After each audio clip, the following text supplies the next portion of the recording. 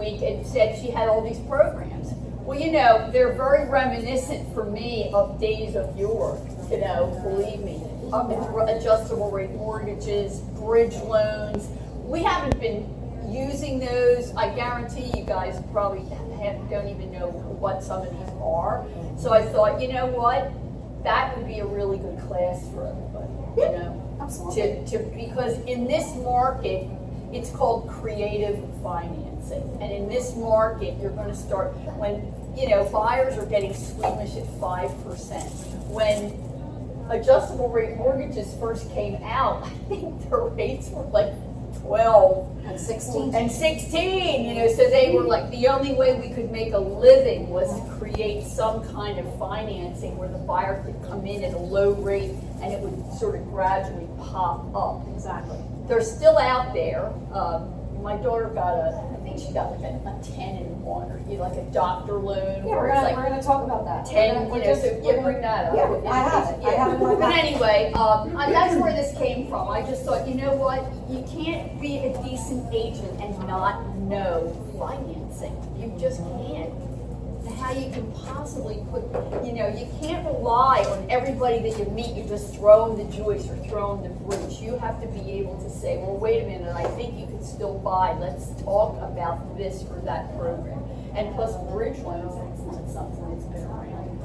No, it's making it back. Well, it's making it back. So you tell them what it is because they may not even know. This is what we're doing. All right, so there we go. So, So you guys everything she are the said, thank you for beneficiaries. coming. No, I'm only kidding. Everybody got a pretzel if they want it. Actually, I have a whole case of water too. If anybody wants a bottle of water, it's in my office. If you want to bring a couple in here, Marsh, I forgot to bring it in. All right. Amanda wants to grab, or I'll grab if there's bottles of water, All right, so if you thanks. just want to bring them in. You said in your office, right? As soon as you go in my office, there's a case right there.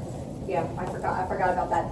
You know, I'm a sitter, so I'm not gonna stand like, you know, because this is like it's town hall meeting, I like kind of that vibe.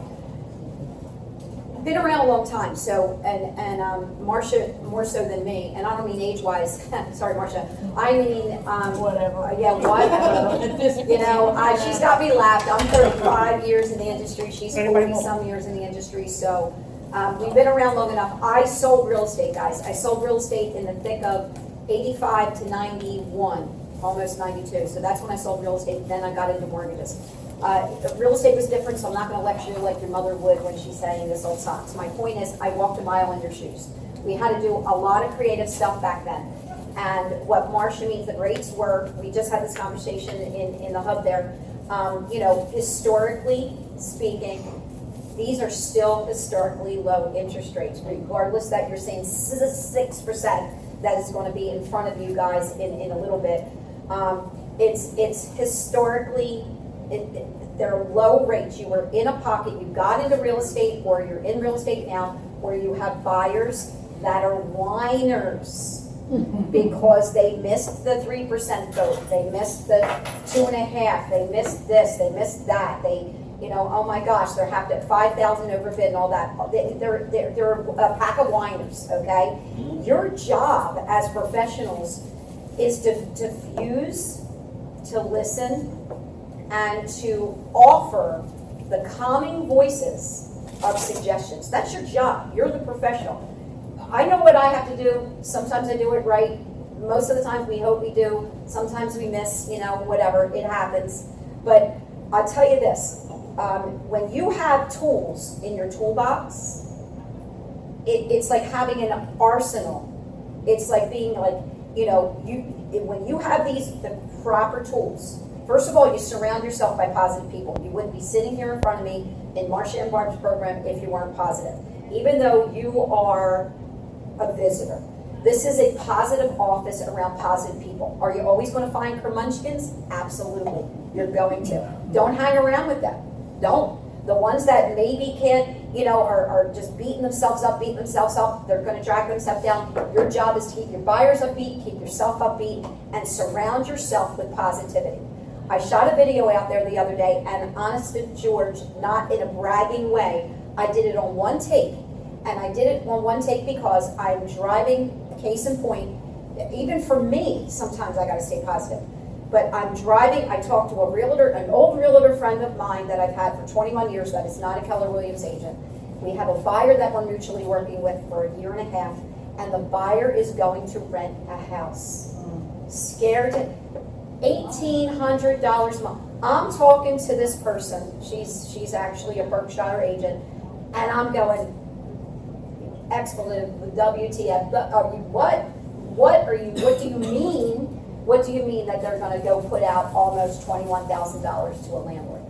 And I was fired up about it, and that hence the video, to try to keep them optimistic. Of course, I reached out to buyers, because I don't know if we're friends on Facebook. I don't look at that stuff. But point is, we need to think out of the box. Hence, Marcia inviting us.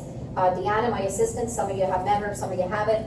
But Deanna does what she really does good, is put marketing pieces out there. And Huntingdon Valley Bank's been around for a really long time. I've only been there working for them for 7 years, but I'm at the age staring down to that, I'm the last chapter of this industry, right? But I got definitely a few miles left in me.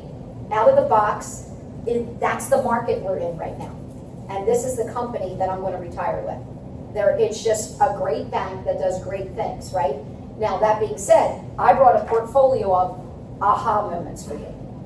So this is for the buyers that are afraid. Now, this is for your sellers, number one. We have stuff in here for your sellers that are, oh my gosh, I don't want to live in a box. I don't know where I'm going to go, right? This is for, you find somebody that wants to stick build buy a piece of land and then build, right? This is for the buyer that is a teacher, a community worker. We call it the Heroes Program. This is for a seller or a buyer that is not afraid of risk adverse. This is not a class on first time buyers. I do them really well. Okay, I'm a hand holder, but that's not what this is about. This is for that type of buyer and seller. So you have more tools in your toolbox. So when you go out there, you could say, oh wow, I just was on a class and let's have a conversation. You're in the supermarket. Oh, they want to build a house. Oh, my name is Becca. I know how to do that. You know what I mean? That's what this class is about. So without further ado, I don't want to bore you to death. You can take notes on this. I'm going to say with 100% certainty that 100% of every program, I'm not going to have every detail on. I have cheat notes. I'd be more than willing to look it up. But the majority of this has guidelines. Everybody in here knows what loan to value means, correct? Everybody in here knows what debt to income means, correct? Okay, great. So if you don't, I was just going to say I would explain it really fast, but since you already do, that's awesome. All right, so in no random order, I feel like American Idol. Here's the top three. In no, this is in random order only because I shuffled it like that. Construction to perm means it's a loan when they're buying a land. Maybe they already own the land. Hey, Miss Peg. Maybe they already own the land, right, for 12 months or more, or they're looking to buy land and build. It's construction to perm. We can help them build a home. This is not the new development for Toll Brothers when you have a buyer buying new construction. This is not that. This is a buyer buying a house and wanting to custom build it. This is not for the sweat equity builder either. Okay, so this is the real deal, build your dream home type of thing. Always 680 credit score. So with new construction, always like 680. You can see, and some of the highlights we put on the bank sheet, so on the sheet. And I'm sorry, some of them are in color, some of them are not. Random. Apologize for that. But I can always print these in color for you at my expense if you ever want them, and co-brand them with your pictures on them if you want. Deanna and I can say I do them. I don't do them. She does them, and because she knows how to do all that stuff. So that's what it is. It's primary and second homes. It is actually good in Pennsylvania, where we're licensed. First of all, I am licensed in the entire United States. I cannot do Texas and New York because we hate them. I'm an Eagles fan, so I'll always say that joke. But no, Texas and Texas and New York have the most awful guidelines for everything. Yeah, so we kind of, there's, I can refer you to people that do them. We don't. But everywhere else I can do them. Primarily, my hub is Pennsylvania, New Jersey, Delaware, and Maryland. Okay? So construction to perm loan. I believe it can't do Maryland, but we can do Jersey, Delaware, and Pennsylvania. Okay? So that's construction loan. This is really cool. The next one, 12-month bank statement. This is for that self-employed borrower who has a creative accountant, whose bottom lines, for the lack of better words, suck. They are the adjusted gross income that is way low.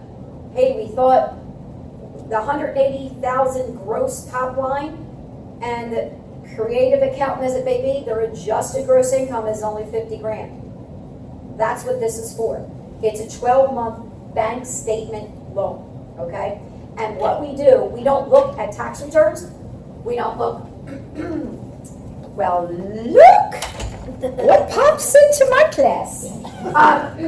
So this is for that self-employed borrower that has to be self-employed for more than 2 years, who has fat, thick bank statements, meaning we'll take 12 months, we'll look at 12 months of their bank statements, and we'll determine income from that, okay? We will not use their tax returns, okay? So that's cool. We won't get transcripts. And now, another word for out-of-the-box programs is niche products, right? Portfolio products. That's when a lender, if anybody doesn't know what that term is, a portfolio product is when a bank holds the paper and for the most part makes the rules, okay? Huntingdon Valley Bank has really cool portfolio products, unbeknownst to everybody because they're not being used that much. Marcia invited me in to tell you more about it, to give you tools in your toolbox. Now you're caught up, Nafisa. So anyway, the 12-month bank statement is pretty cool because it goes on your personal deposits. Why the personal deposits? Because most people that are self-employed, not most, but some, do not give themselves a W-2. When you're self-employed and you give yourself a W-2, it's easy for us to track, right? Because it's a W-2. So we don't have to kind of average it. When they're a Schedule C, incorporated, have a K-1, all of those other ones, they give themselves a stipend every month. They draw $3,000 a month and put it into their personal account, right? So we're going to look at 12 months of their personal accounts. We're going to look at 12 months of their business accounts. And we are going to see a pattern of income. Now, if Charlie Smith opens up a painting business 2 years ago and doesn't have good bank keeping and commingles his money, some month he took 9, this is not going to work for Charlie Smith. But for the really good self-employed borrower, this is a great alternative to have to use their tax returns. So when you have a buyer that you're confronted with that is self-employed, you're not taking them in the car, you're not showing them a house, you're getting them pre-approved. Because most, no offense to self-employed people, most self-employed people, well, on the outside, people perceive self-employed people as rich. Oh, you own a business? Oh, they're loaded, right? So when in fact it's not true, okay, some are, some know how to hide their money, some have great accountants, right? All of the above. But when you're confronted with a self-employed borrower that owns a landscaping business for 10 years, you know, oh, he's going to be solid, going to be solid, going to be solid. You don't know that as real estate professionals. You don't know that. You need a professional to have eyes on them. You don't ever have to push them our way or Bruce's way or Jerry's way. You never want to do that. You respect their boundaries at all times. But do yourself a favor and chat with them about top line and adjusted gross. At least be educated to say that. You know, hopefully your accountant isn't too creative, because what we look at is bottom lines and we average them from the year before and this year. Now, COVID crucified self-employed borrowers and how we look at them. Crucified them. Now the handcuffs are coming off a little bit from Fannie Mae. We've been noticing that. I'm going to grab some of that water. orange juice is just not a smart choice when you're talking. Sorry. So that is it on self-employed. And I just want to, just express, I put some of the guidelines in here. Self-employed includes anybody that has, they could be, get from their employers, they have multiple employers, but they get the 1099s, meaning the taxes don't come out. They don't get a hard W-2. It also means self-employed such as, you would think like, even like sometimes you have steam fitters, you have union workers that are, that get 1099s and they have 20 of them in a course of a year. So do yourself a favor, know that this is an option when there's a creative accountant, that it exists. Everybody good with that one? All right, cool. Joyce, what's the difference between this and a no-doc loan? A lot. Does everybody ever hear of, are they around at Nina all? and no docs are not. No. Yeah, no, Nina, no income, no assets, and no docs, what she's referring to is what got us in trouble in 07, 08 and caused the burst of the bubble. And everybody and their mother from 1998 to 2005 got themselves a no doc or a Nina, no income, no assets, meaning if you had a pulse, because it was the time of the handwritten applications. That's why a lot of banks and industries are out of business, and that's exactly what they did. They did no Nina, they did that, and they got themselves in trouble. The world, as we know it, the bubble burst, and all these people with no docs were left upside down on their houses. Florida was hit, Texas was hit, everybody was hit, really. But that's what that is. That's why we don't have to verify anything. We just want to make sure you have, we get your blood type and that it was running And through you your have veins. a down payment, right, yeah. Yeah. So, construction loan, I'm sorry, I put two of them in there, so we can just flip right through there, okay? Oh my God, I can't believe the rates are going up and they're gonna go higher. What am I supposed to do? Oh my goodness, but, I'm not looking to buy until September. Okay, you have an answer for that. It's called lock and shop. It's not for somebody that's buying within the next 90 days. It's somebody that is actually on the hunt, not somebody that needs a 120-day settlement. It's somebody that's on the hunt for a mortgage right now. We have a lock and shop. We will lock them, secure the interest rates now, right? And it was 150 days. And they could be settling up to 150 days from now, okay? It's not for new construction. That's a different type of loan. But this is actually for those who want to lock in the rate now to secure the rate. Give you an example. If a conventional buyer today that's putting 5% down wants to lock in, they can lock in at 5.5%, right? But they haven't found a house yet because they don't want to find a house until their lease is up till after August. They're shopping, but they're not under contract, right? So they might not be making settlement until September, October, so on and so forth. But they want to secure an interest rate now, okay? And we can lock them in. Now, we're not going to lock them in at 5.5, but we're going to lock them in like at 5.75 and give them one chance to float down in case the market comes back once they go under contract. It's a cool program. It's not for every genre of buyer, okay? It's not for your FHA. It, kind of works on the conventional side of things. But is actually, I lied, they're doing conventional loans only with an asterisk. Not for 203Ks, VHFAs, DSAs, home style, non-doctors, well, it gives the asterisk down there. So yes, we do regular FHAs too. So that's good to know, and VA. So they added that. Surprise, Joyce. Okay, I told you. So lock and shop is there. That's kind of cool for that, that buyer that right now is having heart palpitations, okay? You're taking a buyer through a property and you notice it doesn't have any copper pipes. You take a buyer through a property and you notice that it doesn't have a kitchen. You take a buyer for a property that this sucker needs about $20,000, $30,000 worth of work. These are called renovation loans. There's conventional versions, there's FHA versions. But to educate yourself on that it does exist, it does. One thing you have to know is sweat equity is not permitted. That it's not like, well, my husband is really good at building things. Nope. He's got to be a licensed HUD contractor to be able to jump on board some of these deals. You don't do a regular home inspection. You might as well get a dual home inspection with an inspector that you ask your lender that's doing the 203K. Don't let a regular inspector go through. It really behooves you. If the house like that, you see it, and it says accepts 203Ks, have your contractor lined up. This is not for this, no disrespect, I just had it this week, but the lady that thinks that she wants to buy a house that needs $30,000 worth of work and doesn't know any contractors and went to I say Yellow Pages, I'm so old, went to the Google and to figure out like, oh, I found a contractor. No, you want somebody that's already ready in their mindset that they're going to be buying this type of, looking for this kind of thing, because their uncle or their father, even their husband could be a contractor licensed, or the buddy is, wink, wink, wink. You do everything under that buddy's letterhead, you know what I mean? And, it works, it can work. It's a longer process. It's a higher interest rate, but it works like this. The house in your neighborhood is worth $100,000. You put 30 into the sucker, right? You only need $30,000, so they have to qualify for the 130.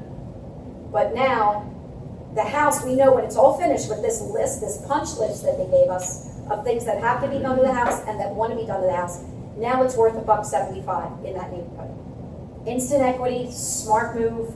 And this is for residential buyers. Residential only. Only, not Correct. non-investor. Owner occupied, non-investor. Correct.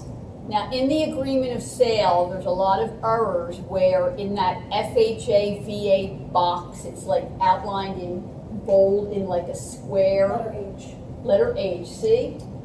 There's two boxes, and the second one says 203K loan. A lot of people are checking that when it's not a 203K loan. It's a 203B. Yeah, it's just a regular That's a regular residential FHA. purchase. Yeah. Don't check that second box. Read it. It says 203K. You're not financing money to renovate the property. That's a lot of rigmarole, Yeah. But it's a cool program. Yeah, it's a program. It's a really cool program. When it's applicable, it's a great program. Yeah. But if you're just buying a house and you're going to paint, you do a 203K. Yeah, no, when they go in and like I said, your kitchen's stripped and obviously, and hopefully, the listing agents are putting that down because they know the substance of the house already in advance. So hopefully that the listing agent is marking that as an option, okay?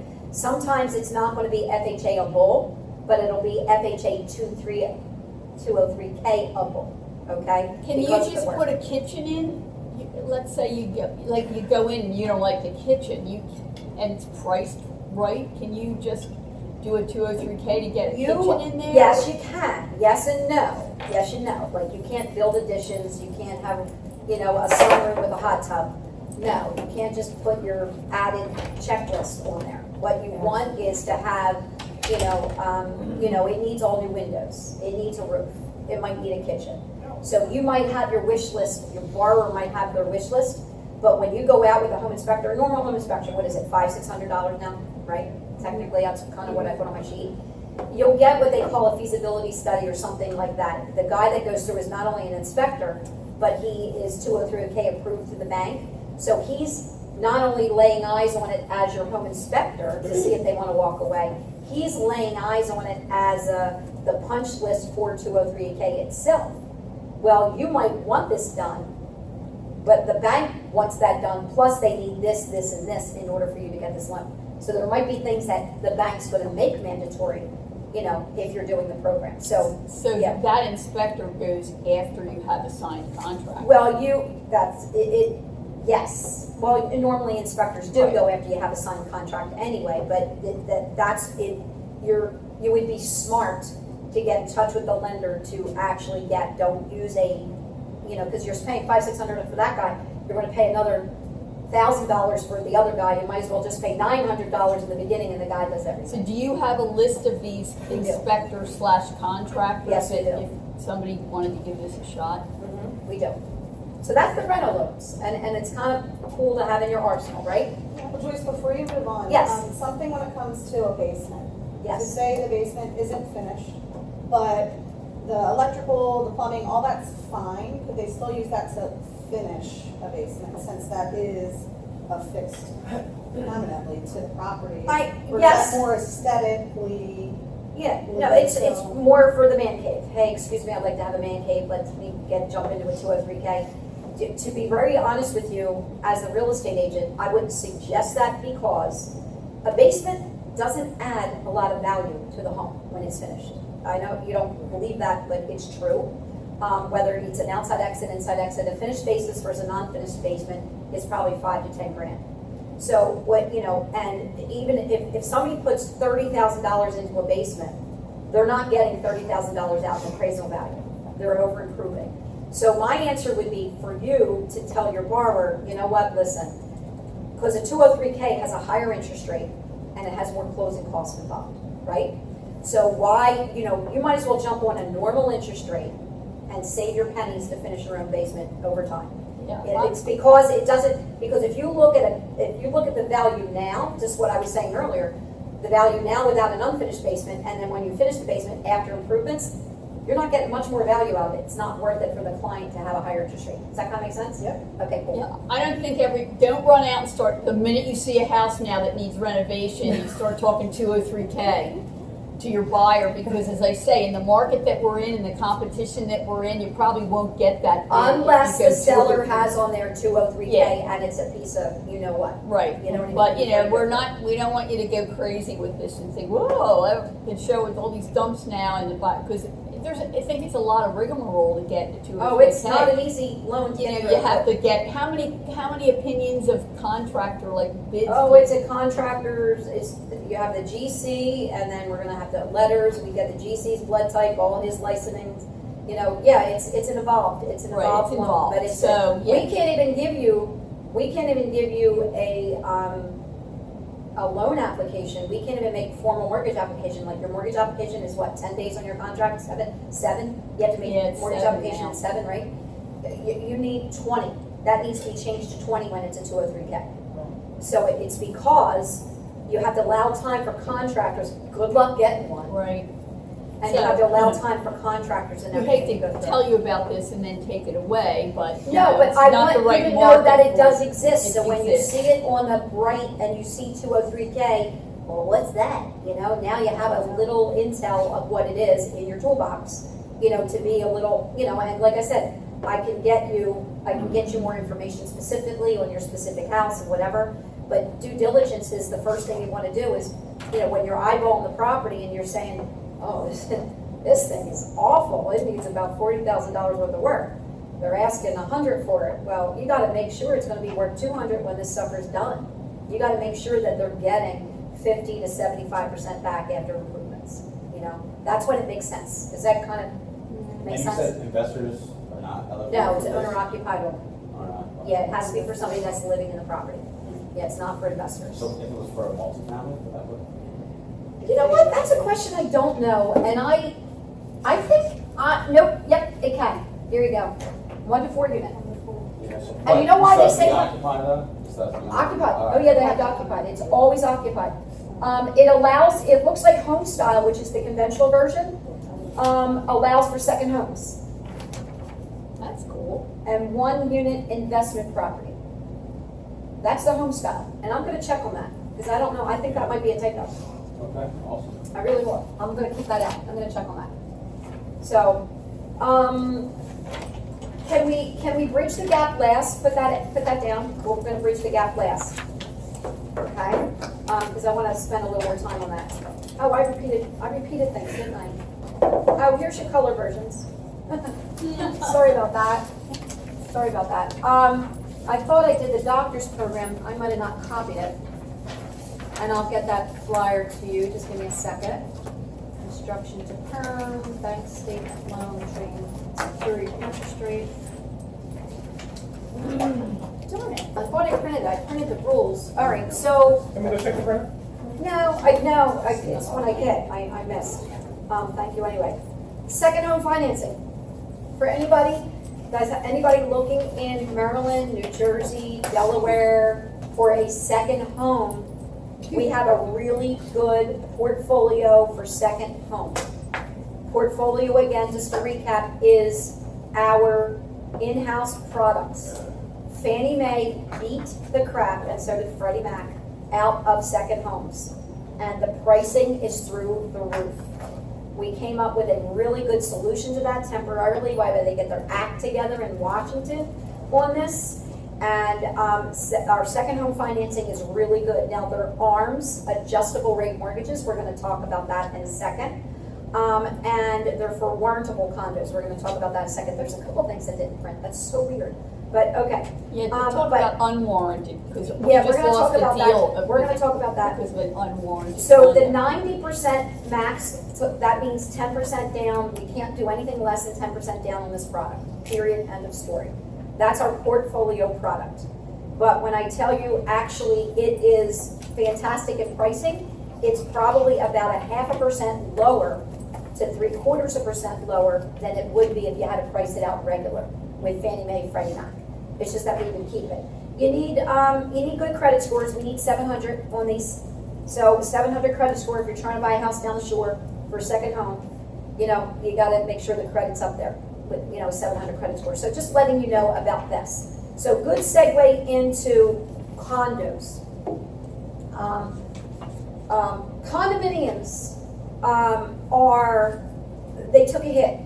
If everybody watched the news, which I'm sure they did, in Florida, 98 people, God rest their souls, got killed because a engineer and a township worker, somewhere in Dade County, Florida, did not do their job, and it crumbled and people got crushed to death. It was an awful sight.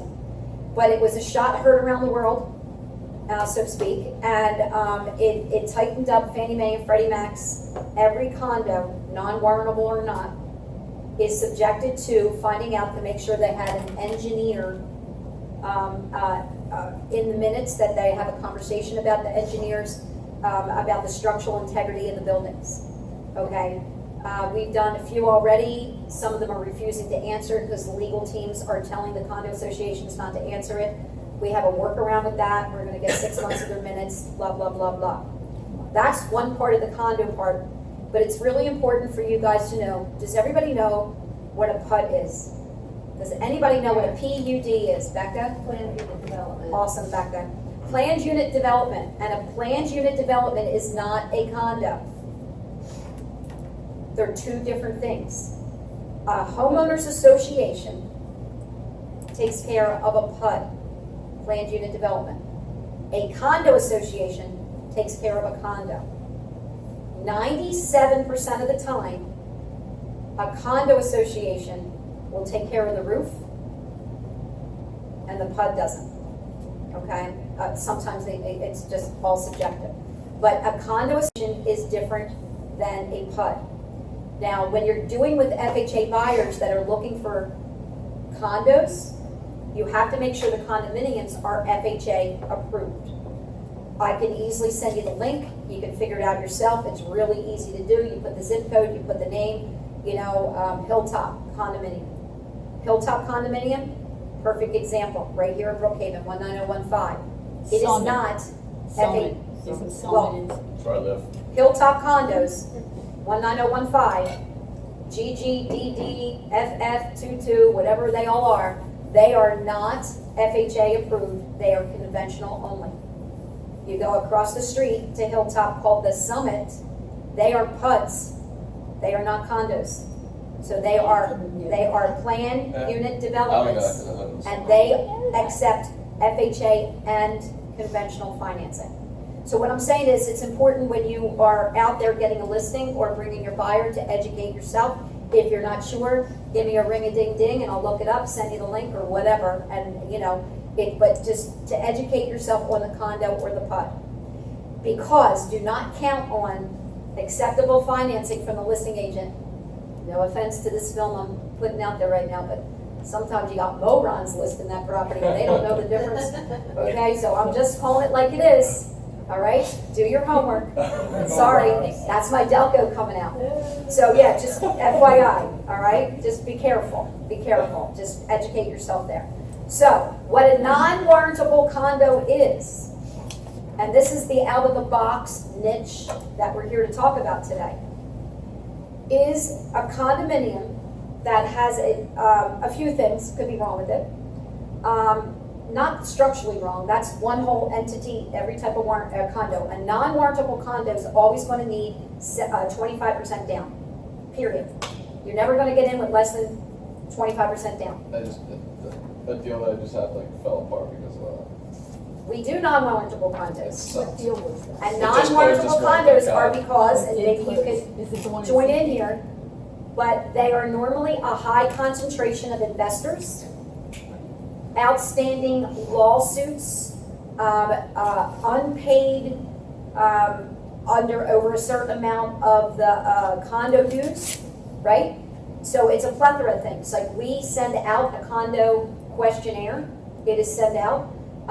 The limited questionnaires, Huntingdon Valley Bank does not do limited questionnaires.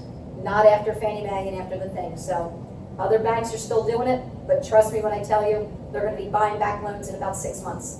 We're just ahead of the game because the owner of our bank happens to be a real estate attorney.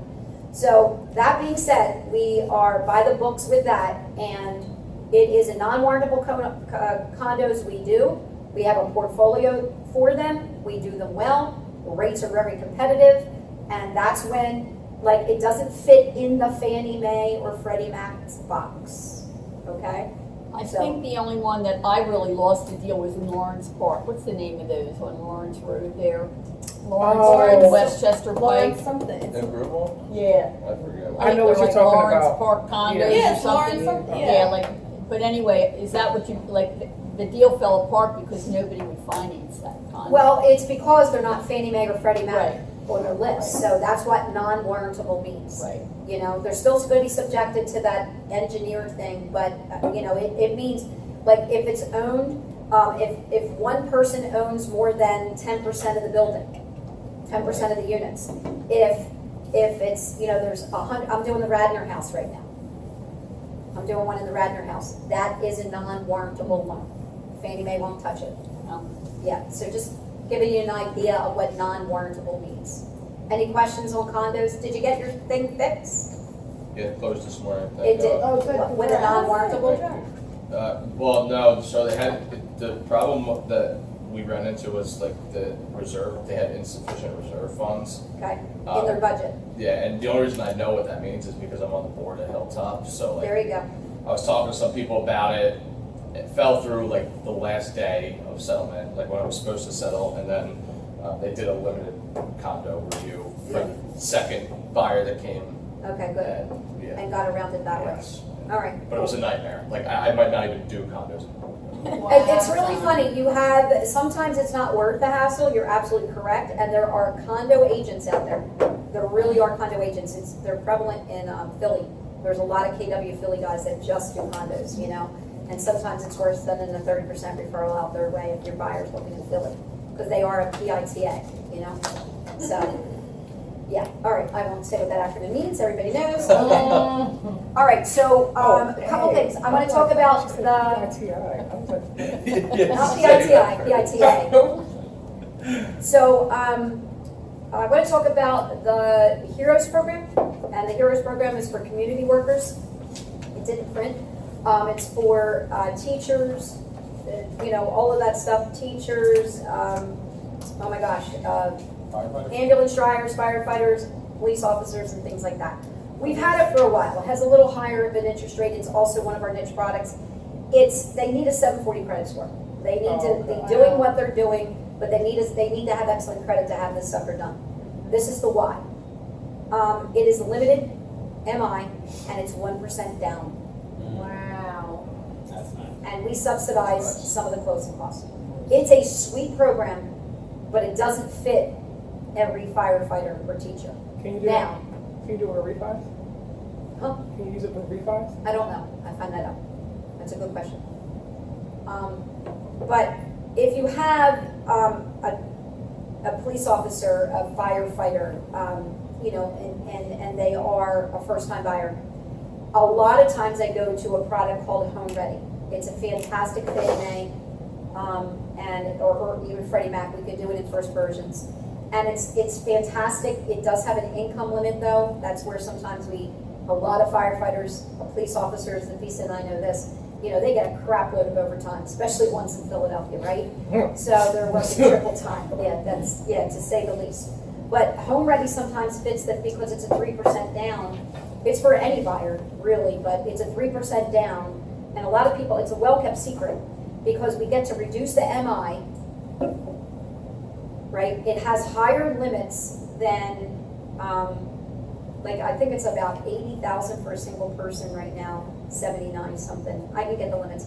But it's 3% down, lower mortgage insurance. Like mortgage insurance, everybody knows what PMI is, right, on conventional loans? So conventional loans at 3% down usually get priced at 35% exposure. Oh, what's up, Joyce? Well, it just, in a nutshell, it's more expensive. But when Home Ready, when they're putting 3% down, we only do it on 25% exposure. So they get a discount on that.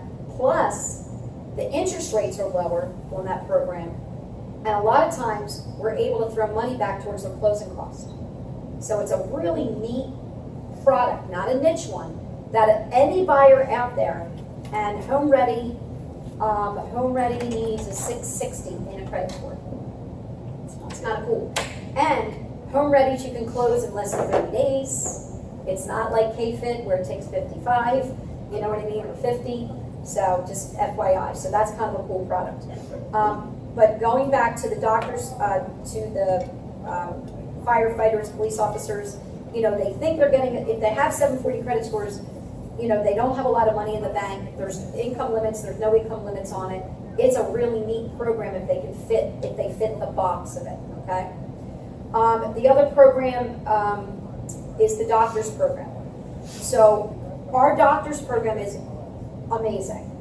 And this is for if you want to start marketing, you know, interns or, you know, colleges or however your golden letters or wherever their golden doodle letters, whatever, what do you call them, Marcus? Something really cute. I love it, I love it, I love it, I love it. I do. I love it. It's the Because, cutest dog in the world. and yeah, I'll tell you this, and side note before I go to the doctor's program.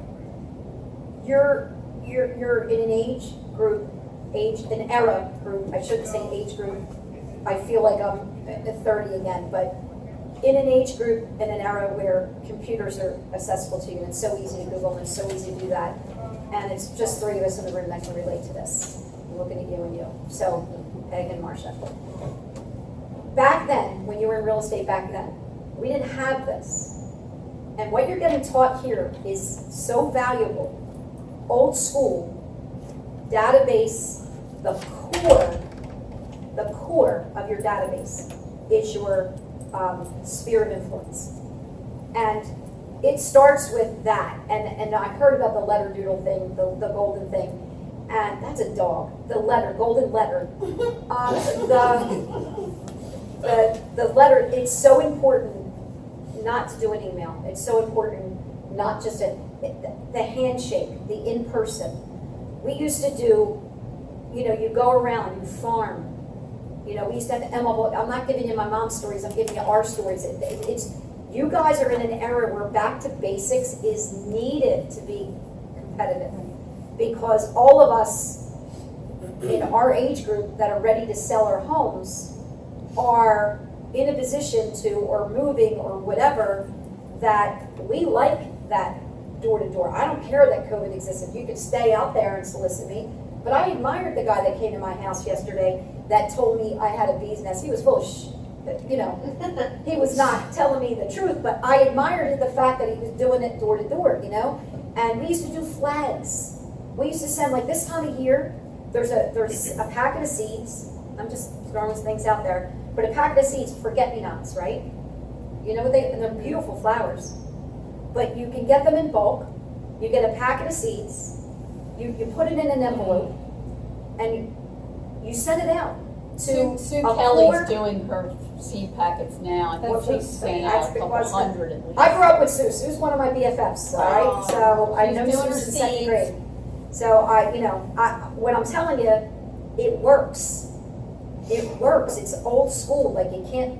I know you're not sitting back waiting for the phone to ring. I know that because you're here.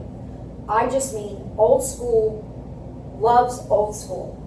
And, you know, your generation likes fast. You're fast food, McDonald's, give it to me, whatever. I can do wham, bam, thank you, man. But that old stuff, the flags on 4th of July, and you go around and you decorate the whole neighborhood, you know, and you just put your little sticker on it that compliments of Becca Newman, KW Media, you know, and it's a little sticker, and you go around. You don't have to ask permission to put it on everybody's lawn. Don't ask Dominic, just do it. I'm sorry, Dominic, I'm only kidding. So, but I'm not, you know. So I'm just saying, that's kind of where we're at there, old school. But I commend the letters that you're sending out because it's so important to do that. So back to this, going back to the doctor's program, segue into, I have too many squirrels in my head right now, like I can just spin stories. Squirrels in my head. So when I tell you that the doctor's program, when you solicit it, like we used to go, you know, University of Penn or like Newman or whatever, they're graduating. They're in their internship. They're starting, you know, they're going to be working. The doctor's program knows that they're going to be making starting $150 in September, but that they want to buy a house in May. How do we get pay stubs? How do we don't know that. They're a doctor. We know, you know what I mean? They're just, yeah, so it works. So we're able to give them a mortgage based on those credentials. Believe it or not, I don't think it applies to a chiropractor. Probably not. Crazy. Yeah, there's like, you know, there's like a thing in the medical community. Isn't that like, awful? They don't really consider It's their awful. other physicians don't consider chiropractors No, physicians. no, and it's so weird, but I want to say in my head, and I could check for you unless they change that rule, but our doctor program is solid. It's solid. It's like 3%, 5% My out of pocket. daughter got a doctor loan. It's great. She locked in at 3 for 11 years. Yeah, so going to that point, Recently? No, 2 years. She's 3 years into the 3 years loan, into but it? Oh, yeah. you know, but now the rates are going, they wanted to refinance, now the rates are going up, so she said, I'm just gonna pay it off, Mom. I'm gonna end with two Okay, things. I'm glad you can do that. Because I know Marcia likes, it's a great program. I mean, the Right. doctor's program is a great program if that's your genre of business. But the two things to close with is the ARM, adjustable rate mortgage. Think of that, ARM, adjustable rate mortgage. How an adjustable rate mortgage works? Backtrack. Why do you get to why do you want to use an adjustable rate mortgage? What client of mine would benefit from an adjustable rate? You're not gonna stay in the house very long. Very good. They're not going to stay in the house very long. They know they're transient right now with their job. They're only in town for 3 to 5 years. They're the first time buyer, not the scaredy cat kind, but the first time buyer kind that is really only looking to stay in the house 3 years. It is the divorced parent kind that only has to be in the school district for a couple years till their kid finishes school because they have joint custody and have to stay in the neighborhood. These are all type of genres I'm giving you of clientele that you might come across that I'm afraid to jump in the swimming pool with the higher interest rates. First of all, encourage them that they're not high, they're still historical low. Show them data that, you know, if you're paying rent, it's really silly to put out all that money. You guys can do that, rent versus buy. You got the math, you got a calculator, you know how to times like 12, right? Talk about the tax advantages. Go to an accountant, your accountant of choice, right? Right now. Ask the accountant, it's after April 15th, they're gonna be able to give you 5 or 10 minutes if you use them, right? And say, listen, you know, if I bought a house and my mortgage payment, my principal and interest was $1,000 a month, and I made $75,000 a year. Give them a scenario of a buyer, not a personal buyer, like give them a pretend one. What kind of tax benefit, if they're at the 28% bracket or whatever, what kind of tax break are they going to get by owning a home? Okay, store it, write it down. Now you went to a professional that works there. I'm easily accessible. I'm telling you right now, you know what the principal and interest is going to be. You know how to times your rent, 1,200 times 12, you know where they're paying. You can tell that renter that's apprehensive about paying 5.5% interest rate that they're going to make that money back in the first year. Because you talk to an accountant. Are you with me? Like, do that homework. To know how to diffuse that borrower when they're in front of you, or have a reason to call one that is apprehensive. It gives you a reason to pick up the phone. It gives you the reason to write a letter, however you want to compose it. Market it. Market it. The more you educate yourself, the better you can. You're not selling me. You're not selling Bruce. You're not selling your accountant. You're selling facts. You are educating them. What they do with it, we know some buyers are just tire kickers, right? You know when to hold them, know when to fold them. You know, you have your A, your B, see you later, all that stuff you learn here. So that's just some ideas, some pearls of wisdom. So going back to adjustable rate, like I just said, is the buyer that's not staying in long. It's for all the samples that I just gave you. How it works. Adjustable rate mortgages are in regular, they're in FHA, they're in VA, they're in portfolios, my portfolio loans, they're in regular conventional loans, and I don't know what's best for your buyer until I get a feeling. Part of my education was taking a psych course, because half of these people you have to try to dissect up here, right? Buyers in 1985 and buyers in 2022 are the same. Buyers are liars. And I don't mean that in a disrespectful way. I mean that in this way. They don't know what they want yet until you put the collar around them and you take them. Because in their minds, they have this list of 10 things that they want. They ain't getting those 10 things. You all know that, right? But your job is to get it pretty darn close, or to kind of just slightly shift them to where you know they should be. And they have aha moments themselves. An ARM, we don't know that. When we cycle and out, when I go through a buyer and qualify a buyer, and I do it, I'm intense with it. I try to get inside of what they're trying to do. I will always suggest the ARM for those who I know that it could work for. Those I know that I pull back from. But an adjustable rate mortgage, if it was a 3-1 ARM, for the one that's only in town for 2 years, because his job visa is only going to last for 2 years. And the interest rate today is 5.5, and I can get them a 5% ARM or a 4.875% ARM on a 3-1. You know, the spread of an ARM, sometimes it's not worth it. Joyce, explain what 3-1 is. I I'm am. not sure. I am. I'm gonna do that. But the spread in the interest rates on a 3-1 ARM, a 5-1 ARM, a 7-1 ARM, and a 10-1 ARM are all gonna be different. The shorter the term, the better rate they're gonna get. The 10-1 ARM is gonna be the closest one that's gonna be to a regular fixed 30-year. Now what an ARM is it's going to stay fixed for 3 years. And then it goes into an adjustable mode. It's going to stay fixed for 5, for 7, for 10. Then it goes into an adjustable mode.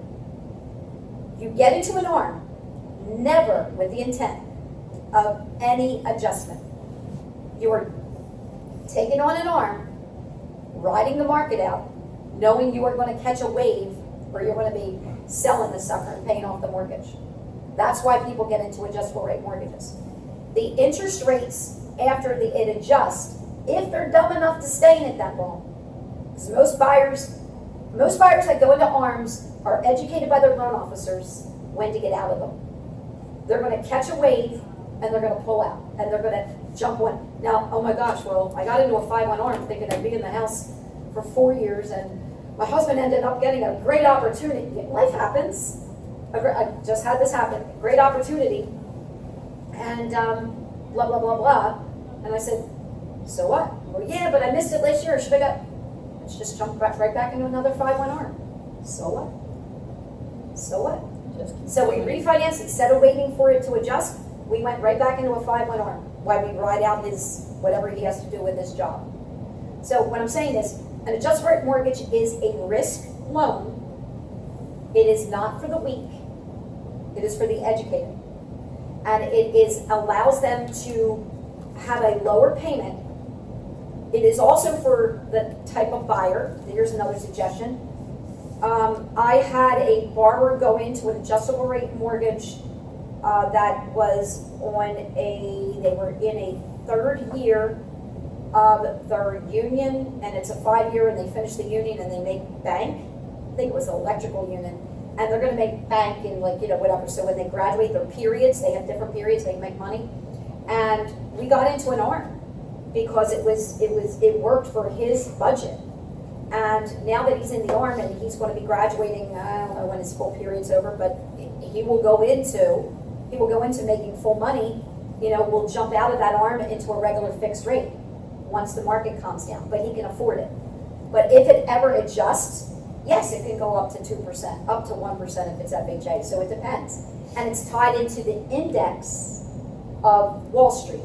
And the index, the indices, are a little crazy right now, because the market's a little crazy. That's what's going up, that's what's moving up. You know, that's what's moving up right now when they say they're raising rates, the indexes, the margins are moving up. The index for the Fed fund rate is moving up. So, that being said, that's an adjustable rate mortgage, so just have that in your repertoire of tools. Joyce, Okay? we used to use adjustable rate mortgages to qualify people. Yeah. So what happens is, it I doesn't mean, work it that doesn't way. sound like a great idea. It doesn't work that way anymore, Marcia, Okay. because now you're qualified 2 and sometimes 3% higher than Okay, the so, rate. so they, It's not to qualify your buyer yeah, I mean, anymore. we used to use them because the rates were high, Yeah, and we we could use get it them for into that transient, house if they yeah. got an adjustable. We use it for transient or for other reasons that I had said, they were like the good reasons to use it. Last but not, certainly not least, I wanna help you diffuse your seller that is afraid to put their house on the market. For the seller that is, and it's the gap, bridge the gap.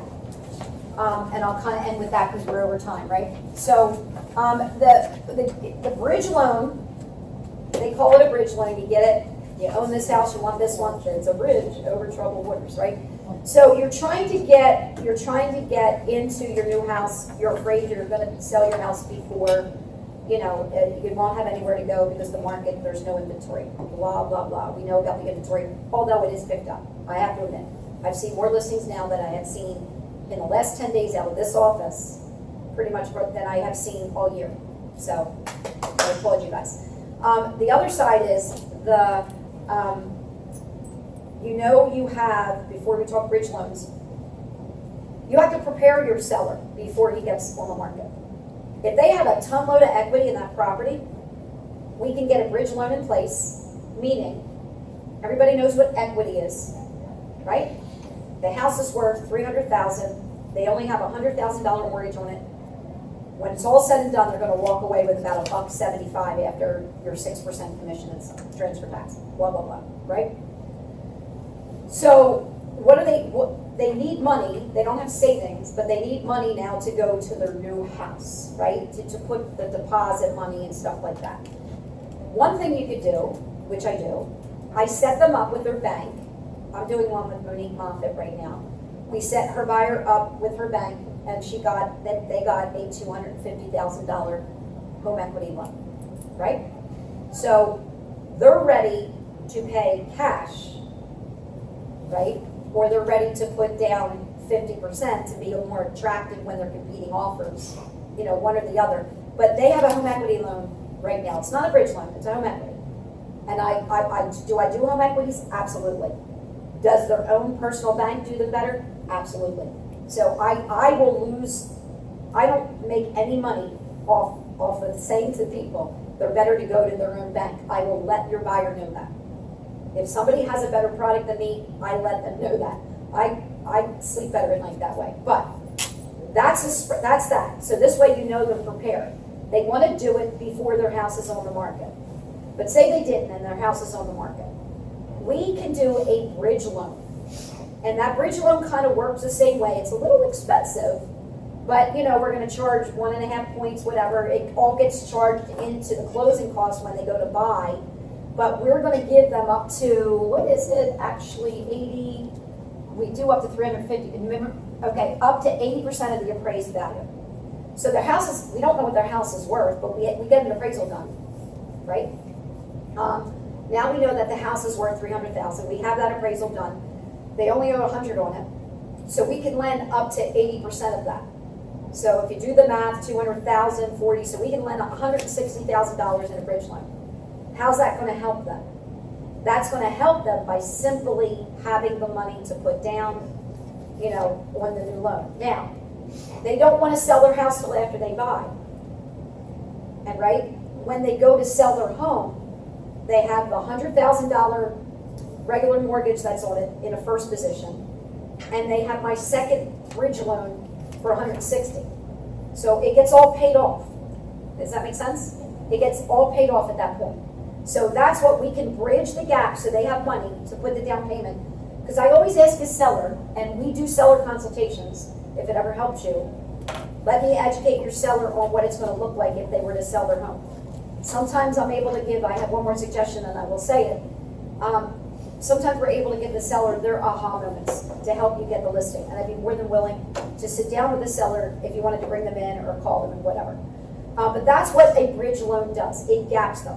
They pay interest only on it, until they sell their home. It'll be nominal. It really is nothing. So with the home equity, it's interest only. So it's a nominal payment that they would have to pay. So this is the home equity line of credit or? This is the bridge loan. Oh, this is the Home bridge equity, loan you're talking this about is a with bridge, payments. we can bridge the gap loan. Okay. Yep, that's a bridge loan. And the other side of this is, say you didn't need a bridge loan, but you wanted to go get a listing. And the seller has some money to work with. But they only have enough for 5% down. And when the dust settles, they're gonna have another 50% to throw at this house. Okay, I'm doing one now, North Jersey. Buyer, to give you an example, the buyer is buying a home, doesn't want to sell, they have 2 babies, right? They want to sell afterwards. But they had enough for 5% down, and then they had enough for all the closing costs, right? So they had enough. They had enough in liquid assets. So we're doing a 95% loan, they got the house. When they go to sell the home, 2 months later, 3 months later, this settles at the end of May 23rd actually, not even the end. They're gonna have another $200,000 to throw at this when they sell their home. The loan I put them in, it's no different loan. They can do a one-time recast of their mortgage. And now they can throw $200,000 out of it. Now we know every 100,000 is $600, right? We'll use every 10,000 is 60. So now their mortgage payment's going to go down $1,200. So they're able to apply the money after they sell the house. They're able to apply it to the new loan I gave them at 95% for $150. That's all it's going to cost them. They have to make 3 mortgage payments with us, and then we'll allow them to do the one lump sum recast to the new loan. That's another thing that the seller, because the seller's going, oh, do I have to refinance to get my payment down? Nope. You don't have to refinance to get your payment down. We'll take your money, your equity, after you sell your home, and we'll throw it to your loan one time. That's a great program, Joyce. Yep. So these are all, hopefully, I ran over, I apologize. I'm always available if you want to talk more intimately about it. Like I said, I don't know everything about everything. What's the stipulation for if you wanted to refinance the arm loan? Oh, nothing. Nothing, oh, so you just. Anytime. Oh, anytime? You could buy a house today and refinance 3 months from now. You could buy, an ARM is no different. Okay. An ARM is no different, you can refinance. Wasn't sure if you're trying to There lock is in no, that variable nope. rate at the end. There is no prepayment penalty to pay an ARM off early. That's a great question, if that's what you were thinking. There's no penalty in doing that. Yeah. Thank you, Any Joyce. questions? We good? Otherwise, Thank you, you know Joyce. how to reach me. Thank you. All right. You're the best. Thanks, Joyce. All right, guys. Thank you.